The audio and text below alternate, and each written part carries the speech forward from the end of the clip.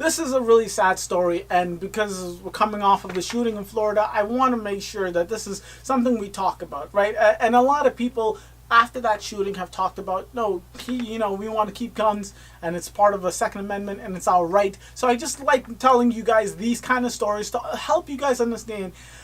It's just been proven, and you can look this up in any study ever done that has anything to do with guns. The likelihood of an accident, a killing, a homicide, a suicide happening with a gun in the house is 100 times higher if you own a gun.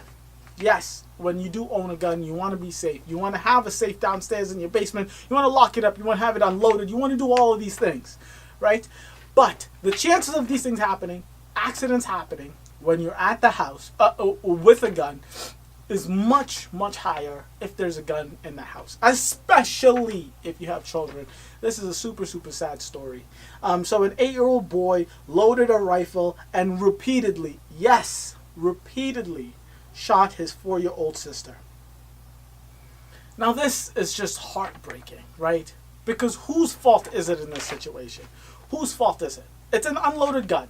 If it's in reach of a 4-year-old, obviously the parents aren't in fault. I mean, especially if you have a teenager in the house and you put something locked and you find the key and unlock it, yeah, this teenager is being dumb. But a 4-year-old, if the gun's in reach of a 4-year-old and they're able to load it because the bullets and everything is in reach of the 4-year-old, it's your fault.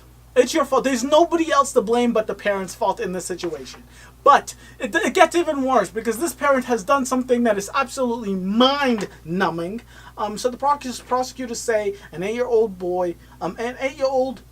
Ohio boy loaded a rifle, repeatedly shot his 4-year-old sister at home, and then informed their mother, who left work to check the girl's injuries, cleaned up the bloody bed cover, and then returned to work, leaving the children at home again. Not taking them to the hospital, not calling 911, not giving them to someone else who can take care of these kids. No.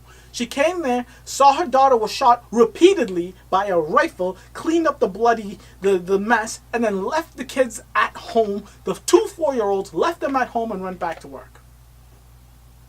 She needs to go in jail. She needs to be prosecuted. She needs to get the book thrown at her. But this is just the point I'm trying to make here is shitty mother, shitty parenting in every sense of the situation. Every sense of the situation. But what is to say when these kids turn to teenagers, if this never happened, where they find the gun in the house and they decide to go in the backyard and start shooting at trees and shooting at animals, and an accident like that happens? There's stories like that every single day, all right? This is a sad situation. Less guns, and the more guns we have in this country, the more these things happen.